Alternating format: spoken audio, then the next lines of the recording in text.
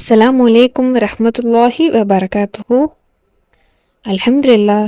இன்னைக்கு ரொம்பவும் பயனுள்ள ஒரு குர்ஆனுடைய வசனத்தை பற்றி பார்க்கலாம் இன்ஷா அல்லாஹ். உங்களுடைய பிள்ளைகளுக்கு பேச்சு சீராகுவதற்காக, உங்கள் பிள்ளைங்க சரியாக பேச மாட்றாங்க, கொஞ்சம் திக்கி திக்கி பேசிகிட்டு இருக்காங்க, திக்குவாய் மாதிரி இருக்காங்க, இல்லை பேச்சு அவங்களுக்கு வரமாட்டேங்குது, ஓவராலாக பேச்சில் ஏதாவது ஒரு பிரச்சனை இருக்குது அப்படிங்கிற மாதிரி இருந்தால், இந்த பேச்சு சீராக அந்த பிள்ளைங்களுக்கு ஆகிறதுக்காக ஒரு சிறந்த ஒரு குர்ஆன் வசனம்.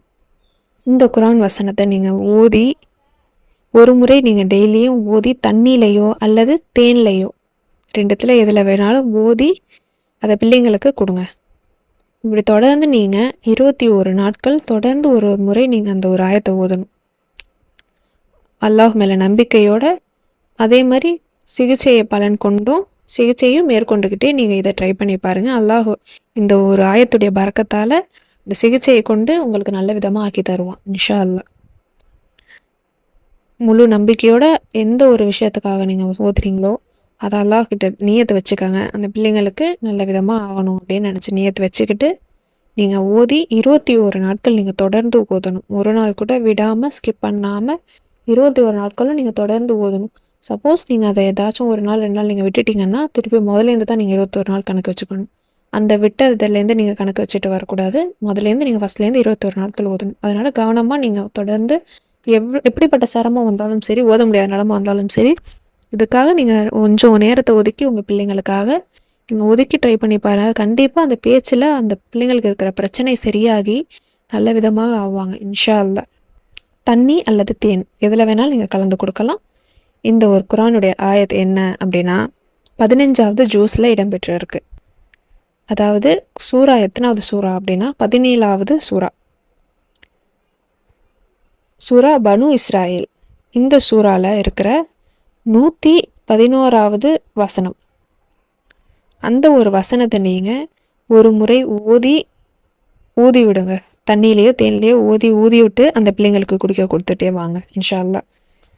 அந்த ஒரு வசனம் என்ன அப்படின்னா, வக்கூலில் ஹம்துலில்லாஹில்லதீ லம் யத்தஹித் வலதவ் வலம் யகுல் லஹு ஷரீக்கும் ஃபில் முல்கி வலம் யகுல் லஹு வலியும் மினதுல்லி வகப்பிர்ஹு தக்பீரா. وقل الحمد لله الذي لم يتخذ ولدا ولم يكن له شريك في الملك ولم يكن له ولي من الذل وكبره تكبيرا. இதனுடைய அர்த்தம் என்ன அப்படின்னா, அன்றியும் தனக்கு சந்ததியை எடுத்துக்கொள்ளாதவனும் தன் ஆட்சியில் தனக்கு கூட்டாளி எவரும் இல்லாதவனும் எந்தவித பலகீனத்தை கொண்டும் எந்த உதவியாளனும் தேவை இல்லாமலும் இருக்கின்றானோ அந்த நாயனுக்கே புகழ் அனைத்தும் என்று நபியே நீர் கூறுவீராக. இன்னும் அவனை எப்பொழுதும் பெருமைப்படுத்த வேண்டிய முறையில் பெருமைப்படுத்துவீராக. இதுதான் அதனுடைய அர்த்தம். இதோட அர்த்தத்தில் அல்லாஹ் நம்ம போற்றி புகழ்ந்துருக்கோம். அல்லாஹ் தனித்தவன், அவனுக்கு இணை யாருமே இல்லைங்கிறத நம்ம புரிய வைக்கிற மாதிரியான அர்த்தம் இது. இந்த அர்த்தத்துடைய அர்த்தம் தெரிஞ்சுக்கிட்டோம்ல. இப்போ இந்த ஒரு ஆயத்தை நீங்கள் தொடர்ந்து ஒரு முறைன்னு தண்ணியில் ஊதி 21 நாட்கள் கொடுத்து பாருங்கள். இன்ஷா அல்லாஹ் நல்ல ஒரு விதமான மாற்றம் ஏற்படும். அது கூடயே நீங்கள் நல்ல ஒரு முறையான சிகிச்சையும் செஞ்சு பாருங்கள். சீக்கிரமே அல்லாஹ் தாலா உதவி அளிப்பான் இன்ஷா அல்லாஹ். முழு நம்பிக்கையோட ஊதி பாருங்கள். ரொம்பவும் பவர்ஃபுல்லானது.